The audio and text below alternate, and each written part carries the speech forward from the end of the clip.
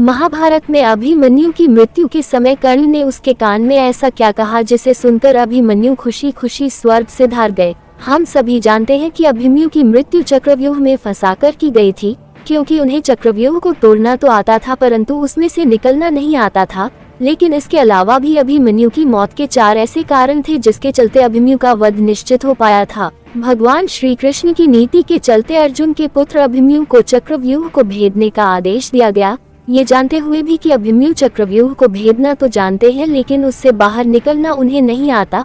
अभिमन्यु के चक्रव्यूह में जाने के बाद उन्हें चारों ओर से घेर लिया गया और घेर कर उनकी जयद्रथ सहित 7 योद्धाओं द्वारा निर्मम तरीके से हत्या कर दी गई, जो कि युद्ध के नियमों के विरुद्ध था। वीडियो से मिली जानकारी पसंद आ रही हो तो वीडियो को लाइक और शेयर करें अथवा चैनल को सब्सक्राइब करके हमसे जुड़े रहे। कहते हैं कि श्री कृष्ण यही चाहते थे कि कौरव पक्ष से कोई एक बार नियम तोड़ने की भूल कर बैठे, और जब नियम एक बार एक पक्ष तोड़ देता है तो दूसरे पक्ष को भी इसे तोड़ने का मौका मिल जाता है। इसलिए युद्ध में यही सोचा गया था कि अभिमन्यु व्यूह को तोड़ेगा और उसके साथ अन्य योद्धा भी उसके पीछे पीछे चक्रव्यूह में अंदर घुस जाएंगे।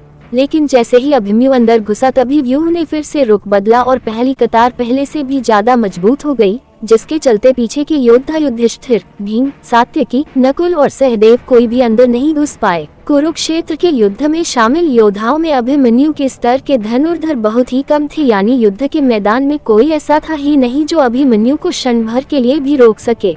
इसलिए थोड़े ही समय में अभिमन्यु चक्रव्यूह के और अंदर घुसता तो चला गया, लेकिन अकेला, बिल्कुल अकेला। उसकी सहायता के लिए उसके पीछे कोई नहीं पहुंच सका। जैसे जैसे अभिमन्यु चक्रव्यूह के बीच में पहुंचती गया वैसे वैसे वहां खड़े योद्धाओं का घेरा और योद्धाओं का कौशल उन्हें और ज्यादा बड़ा हुआ मिला, क्योंकि वे सभी योद्धा युद्ध नहीं कर रहे थे, बस खड़े थे, जबकि अभिमन्यु युद्ध करता हुआ बीच में पहुंच चुका था। वो जहां युद्ध और व्यूह रचना को तोड़ते हुए मानसिक और शारीरिक रूप से थके हुए थे, वहीं कौरव पक्ष के योद्धा बिल्कुल तरोताजा थे।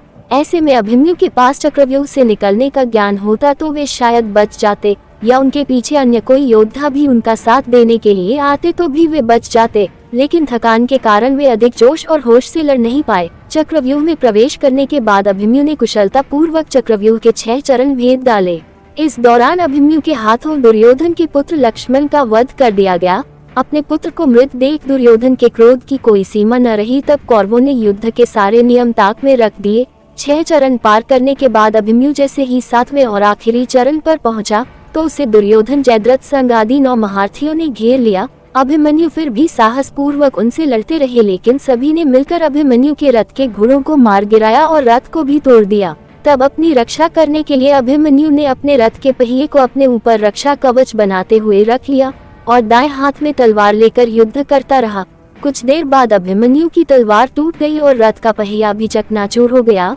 अब अभिमन्यु एकदम निहत्था था और युद्ध के नियम के तहत निहत्थे पर वार नहीं करना था, किंतु तभी पीछे से निहत्थे अभिमन्यु पर जोरदार तलवार का प्रहार किया गया। इसके बाद एक के बाद एक सभी योद्धाओं ने उस पर वार कर दिए, जिससे अभिमन्यु धराशायी हो गया। तब कर्ण अभिमन्यु के पास पहुंचे और फिर उसके कान में कहा, हे वीर अभिमन्यु, विश्व के सर्वश्रेष्ठ धनुर्धर बनने की प्रतिस्पर्धा सिर्फ और सिर्फ मेरे और अर्जुन के बीच थी, लेकिन तुमने आज इतना पराक्रम दिखाया कि मैं चकित रह गया। तुमने ये ताज हमसे छीन लिया है पुत्र। अब दुनिया कहेगी कि इतने सारे महारथियों ने मिलकर एक अकेले बालक का वध कर दिया। इसलिए अब तुम इस नर्क रूपी संसार को छोड़कर हमेशा के लिए स्वर्ग चले जाओ। यही वो शब्द थे जो स्वयं कर्ण ने अभिमन्यु के कान में कहे थे और उसके बाद कर्ण ने अभिमन्यु का वध कर दिया था। इस तरह एक महान योद्धा जो मात्र 16 वर्ष का था, जिसने कौरवों के 8 से भी ज्यादा महारथियों को धूल चटा दी थी, वो अब स्वर्ग की तरफ प्रस्थान करते हुए वीरगति को प्राप्त हो गया। आशा करते हैं आपको वीडियो पसंद आई होगी। आपसे फिर मिलेंगे एक नई वीडियो के साथ। नमस्कार, जय श्री कृष्ण।